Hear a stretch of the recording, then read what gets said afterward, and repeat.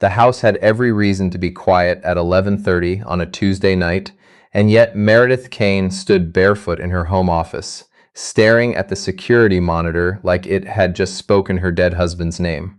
She hadn't meant to open the feed.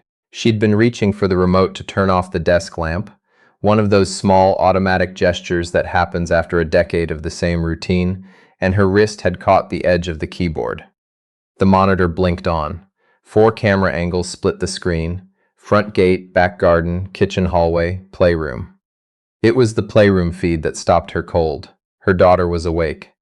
That alone wasn't unusual. Audrey, 7 years old and stubborn about sleep since birth, wandered the house at odd hours sometimes. Meredith had learned to check the monitor before panicking, but what made Meredith's hand freeze above the keyboard, what made the air in her chest go suddenly completely still, was not that Audrey was awake. It was that Audrey was laughing, not a polite, reflexive sound. Not the thin, performative kind she sometimes produced at school when the therapist asked her to practice. This was full and unguarded, the kind of laugh that comes from somewhere a child can't control, the kind Meredith had not heard in 14 months, not since the accident, not since the night everything that held their family together came apart on a rain-slicked highway outside of Charlotte. Meredith leaned closer to the screen. Audrey was sitting cross-legged on the playroom floor in her yellow pajamas. Across from her, crouched on his heels with his large hands folded awkwardly in front of a small lamp, was the maintenance man. His name was Daniel Ferris. He'd been hired 3 weeks ago through the property management company to handle general repairs on the estate. Stuck gutters, a leaking pipe in the east wing bathroom, the corroded gate motor that had been annoying her security team for months. She'd passed him twice in the hallway. He was quiet, kept his eyes down, always had a tool belt on and dirt on his boots. She'd noted him the way she noted all household staff: competent, unobtrusive, invisible. Now his hands were moving in the lamplight, fingers bent and shaped into something, an animal, she realized. A rabbit. The shadow stretched long and trembling across the playroom wall, and Audrey reached up toward it with both hands, laughing again. Meredith didn't call security. She stood there for 4 minutes and 23 seconds. She would check the timestamp later, compulsively, the way she did with everything that mattered. And she watched her daughter become briefly a child again. She didn't sleep that night. By 2 in the morning, she was at her desk with a glass of water she kept forgetting to drink, pulling up Daniel Ferris's employment file from the property management company's portal. It was thin. Age 34. References from 2 previous residential properties in Virginia. A general contractor's license. An emergency contact listed as Jonah Ferris, son, age 6. No wife listed, no partner. She flagged it and sent a message to her head of household operations, a woman named Patricia, who had been running the practical machinery of Meredith's life for 6 years and had the discretion of a Swiss vault, asking for a background check. Full sweep. The kind she ran on anyone who had extended access to Audrey's space. Then she sat back and looked at the ceiling. She had built Caine Capital from a consulting firm with 11 employees into one of the most influential private equity groups in the Southeast. She had closed deals on 4 continents. She had sat across the table from men twice her age who expected her to flinch, and she had not flinched. She was not by any measure a woman who panicked. But she was also a woman whose daughter had not laughed in 14 months, who had been through 3 therapists and 2 specialized programs, and 1 very expensive residential consultation in Boston, and none of the careful clinical work, none of the patience, none of the love that Meredith poured into every hour she managed to carve away from the company, had brought that sound back. A maintenance man with dirt on his boots had done it in 3 weeks. She needed to understand why. Patricia's report came back the next morning, flagged urgent, which meant Patricia had found something. Meredith read it standing at the kitchen counter with her coffee going cold. Daniel Aaron Ferris. Formerly Dr. Daniel Ferris. Pediatric occupational therapist, licensed in North Carolina and Virginia, with a specialty in childhood trauma and selective mutism. Graduated top of his class from UNC Chapel Hill. Published in 3 peer-reviewed journals. had run a private practice in Raleigh for 4 years with a reputation, according to one archived magazine profile, for working with children that other specialists had stopped being able to reach. His practice closed 18 months ago. The reason, Patricia had noted in tight, careful language, was a malpractice suit brought by a family whose child had been in his care. The suit alleged that Ferris had missed critical warning signs that led to a deterioration in the child's condition. The case was settled out of court. The details were sealed. But the licensing board had opened an inquiry, and during the inquiry, which lasted 7 months and ultimately found no grounds for disciplinary action, Ferris had voluntarily surrendered his license. Voluntarily, Meredith said aloud to no one. She set down the coffee. She read the rest. In the same month he surrendered his license, Ferris's wife, Claire, had died. Pancreatic cancer. Diagnosed 6 months earlier, gone in 4. His son, Jonah, had been 5 years old. He had sold the practice, sold their house in Raleigh, and disappeared from the professional record for almost a year. The current employment trail showed a string of manual labor jobs, landscaping, general contracting, property maintenance, all in cash or through temp agencies. A man who had spent a decade learning to heal children was now fixing gutters. Meredith read the report twice. Then she closed her laptop, picked up her coffee, poured it down the drain, and made a fresh cup because she needed something to do with her hands while she thought. She didn't confront him. That was not how Meredith Caine operated, she observed. She started checking the security feed at night, not anxiously but deliberately, the way she reviewed any dataset she needed to understand. Daniel Ferris, she discovered, was not sneaking into the playroom. He was passing through the hallway near it on his way to and from the utility closet when he worked late, which he did 3 or 4 nights a week. Audrey had apparently heard him the first time, a sound in the hallway, some curiosity that overrode her reluctance, and had opened the playroom door. The footage from 2 weeks prior showed the first encounter. Audrey, standing in the doorway in her pajamas. Daniel, stopping in the hallway with a wrench in his hand, clearly startled. He hadn't crouched down to her level right away, hadn't made the immediately warm and eager face that adults usually made at children. That face Audrey had learned to stare through like glass. He'd just stood there for a moment. Then he'd sat down against the hallway wall, back straight, knees up, and started doing something with his hands. Shadow puppets, Meredith realized, looking at the angle of the hallway light. He'd used his phone as a lamp propped against the baseboard and made a fox running along the wall. Audrey had watched from the doorway for 6 minutes before she sat down too. That was how it started. Meredith watched the footage from each subsequent night. They didn't speak, or rather, Daniel spoke occasionally, quietly, narrating the animals he made with the same matter-of-fact tone he might use to describe a repair job, and Audrey listened with an expression Meredith hadn't seen in over a year. Not blank, not carefully managed, not the face of a child who has learned to perform okayness for the adults around her. Just interested. Just there. She asked Patricia to arrange a meeting. Not in the estate office, not formally. She said to set it up as a routine check-in about the gate motor, somewhere neutral. The kitchen table on a Saturday morning, which was when the house was least charged with the particular electricity of Meredith's working week. Daniel Ferris arrived on time. He had cleaned up, boots without the usual mud, a collared shirt instead of a work tee, but he didn't look nervous exactly. He looked like a man who had learned to be still inside difficult situations. Meredith recognized that quality. She had worked hard to cultivate it in herself. She put a cup of coffee in front of him and sat down across the table. "I know who you are," she said. "Who you were." He looked at the coffee.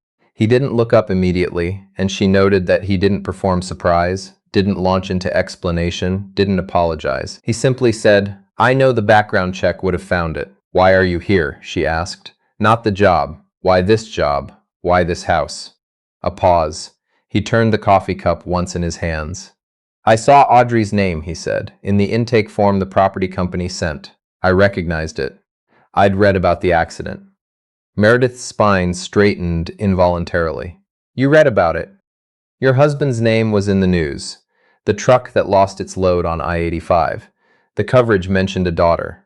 He looked up then, and his eyes were direct and tired in the way of someone who has decided at some point to stop softening things. I have a son who stopped talking after his mother died. I know what that looks like from the inside.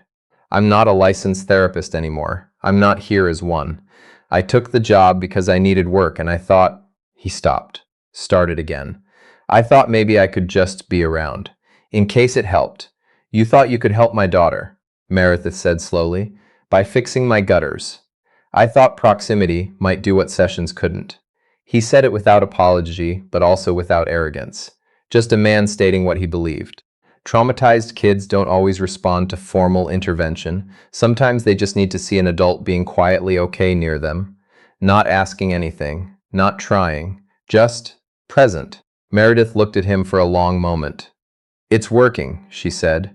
Something moved across his face, not quite relief, more like the careful, guarded thing that lives next to hope in people who have been disappointed enough times to stop trusting it. I know, he said. She had questions. She had done what she always did when she needed to understand something. She went deeper. She pulled the sealed court documents through her legal team. They had ways, quiet, expensive, of seeing what most people couldn't. She read the case file over 2 evenings with a glass of wine she barely touched.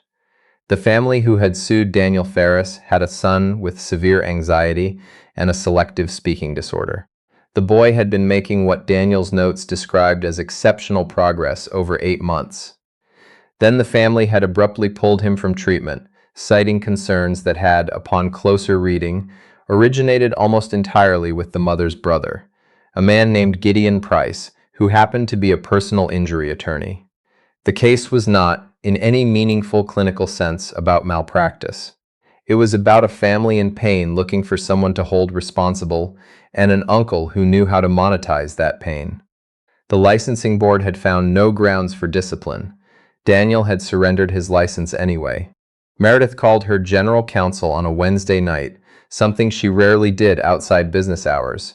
I need to understand voluntary surrender, she said, in a professional licensing context.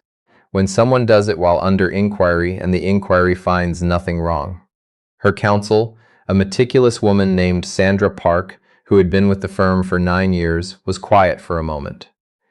It usually means one of 2 things. They're protecting something, or they've lost the will to fight. Which is worse? Depends what they were protecting. Meredith thought about a man sitting against a hallway baseboard, with his phone propped on the floor, making a fox on the wall for a child who hadn't smiled at anything in over a year. What if they were protecting their ability to show up, she said, without the weight of a title that had become a liability? Sandra was quiet again. That's not worse, she said finally. That's just sad. She told him what she'd found. She didn't ask his permission to look. That wasn't her nature, and she thought he probably knew it. She met him on the back patio on a Thursday evening while Audrey was at her weekly art class, and she laid it out plainly. The Price family's case had no clinical merit. The board agreed. You surrendered a license you didn't need to surrender. Daniel had his hands wrapped around a glass of water. He looked out at the garden for a while before he answered. I couldn't walk into a room with a child after that, he said. Not as Dr. Ferris. The name felt contaminated. The framework felt contaminated. Every session would have been about proving something rather than doing the work. He paused. I needed to not be a therapist for a while. I needed to be someone who just existed near children, without it being a profession. And your son? Meredith asked Jonah. His jaw tightened slightly. He's doing better. He's talking more. Being with him without the clinical brain, without constantly assessing, that helped him too, I think. Meredith nodded. She had met Jonah once, briefly, when Daniel had brought him to the estate on a Saturday, when the after-school program was closed. A small, serious boy with his father's dark eyes and a way of watching things before he engaged with them. He and Audrey had sat 10 feet apart in the garden for 40 minutes without acknowledging each other directly, and then had apparently spent 20 minutes looking at the same caterpillar on a fence post with the focused, companionable silence of 2 people who understood each other perfectly. She had watched that on the security feed, too. I want to propose something, she said. He looked at her. Caine Capital has a foundation arm. We fund educational and therapeutic programs. I've been looking for someone to design a new initiative, working with children in crisis, specifically children who've experienced sudden loss or trauma, not clinical, community-based. No formal sessions. More like presence-based, he said quietly. Yes. He was still for a long moment. The garden light had gone golden low, the way it does in the south in early October, and somewhere in the hedgerow a mockingbird was cycling through its repertoire. I don't have a license, he said. I'm not hiring a licensee. I'm hiring a designer, someone who understands what works when the formal system doesn't. She paused. And someone who can consult on a personal basis, separately, informally. For Audrey. He didn't answer immediately. She'd learned, in the weeks she'd spent watching him without his knowledge, and then talking to him with more directness than most people managed, that Daniel Ferris did not make decisions quickly. He turned them over. He looked at them from multiple angles. She found she respected that more than she'd expected to. The malpractice record, he said finally. It's public. The board's finding of no grounds is also public. I have a communications team that knows how to surface the right information. I don't want it spun. It won't be spun, she said. It will be accurate. The truth doesn't need to be managed. It just needs to be visible. He looked at her then with something she hadn't quite seen from him before. Not the careful stillness or the guarded tiredness. Something more open than either. Why? He asked. You have board members to answer to. Investors. A public profile. Associating with someone who has a malpractice case in his history, even a dismissed one. I have a daughter, Meredith said, who laughed for the first time in 14 months because a man she barely knew sat down on my hallway floor and made a rabbit on the wall. Her voice didn't waver, but something in it shifted, the way a very controlled person's voice shifts when they let one true thing through. That's not a liability. That's a debt I intend to take seriously. The board meeting happened 6 weeks later. Meredith had spent those 6 weeks doing what she was built for, gathering information, building a case, preparing for the room. She knew from conversations with Patricia and from her own institutional memory that 2 of her board members had known about Daniel's professional situation before she hired him. One of them had flagged it internally as a reputational concern, and the other had simply noted it and said nothing, waiting to see if it became a problem. Neither of them had mentioned it to her. She presented to the board on a Tuesday morning with the particular calm she reserved for moments when she already knew the outcome. She laid out the Caine Foundation's new initiative. She introduced Daniel's role, his background, the methodology. She presented the board findings, the timeline, the documented outcome with Audrey's name redacted, simply referenced as a successful initial case. She showed the program projections. Then she looked at the 2 board members who had known and said, I also want to discuss internal communication standards. Specifically, what gets escalated to me and what gets filtered out by other people's judgments about what I need to know. The room went the particular quiet that happens when people realize the conversation has changed shape. She was not burning anything down. She had no interest in spectacle. But she closed the meeting with a restructuring of the board's communication protocols and a clear statement about the kind of organization she intended Caine Capital and its foundation to be. One where information moved toward the top rather than being held by the people who stood between the top and the rest. It was not the most dramatic thing she had ever done in a boardroom. But it was, she thought afterward, the most honest. There is a photograph on Meredith's desk now that wasn't there before. It's nothing formal. Patricia took it on her phone one afternoon in the back garden. Audrey and Jonah side by side on the stone steps, both looking at something off camera with expressions of identical concentration. Daniel is visible at the edge of the frame, crouched over a loose paving stone with a trowel, not looking at the children, not performing attentiveness. Just there. Meredith isn't in the photograph. She was inside, on a call that couldn't wait. But she'd seen the image when Patricia sent it, and she'd stopped in the middle of a sentence and asked the person on the other end to hold for just a moment. It was not a dramatic moment. It was a quiet one. The kind that happens in the middle of regular life, and tends not to get noted until later, when you're trying to explain to someone how things changed. What she remembers, looking at that photograph, is not the business of the following months. The foundation launch, the press coverage that came out careful and accurate, Daniel's gradual return to professional standing through channels that required patience and documentation, and her legal team's considerable effort. All of that happened. All of it was necessary. What she remembers is standing at her office window with the phone in her hand, looking at three people in a garden, one of them making sure a stone would hold so no one tripped on it, and thinking, this is what it looks like when two people who have lost everything find out they have been carrying the same wound, just from different sides of the same moment. When the distance between a boardroom and a toolbox turns out to be much smaller than either person thought. There is a word for what Audrey had been doing in those 14 months of silence. Not absence, not damage. Waiting.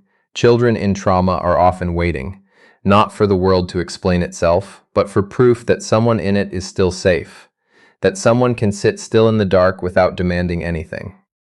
Daniel had given her that, and Meredith, who had given her daughter every resource and every comfort and every form of love that money and capability could produce, had finally understood that what Audrey needed was the one thing that could not be purchased or scheduled or optimized.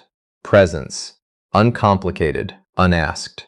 The kind that doesn't know it's healing anything, because it isn't trying to. It's just showing up, night after night, and trusting that proximity to quiet safety is sometimes the only medicine that works. Audrey still sees a therapist. She's talking more now. Not always easily, but more.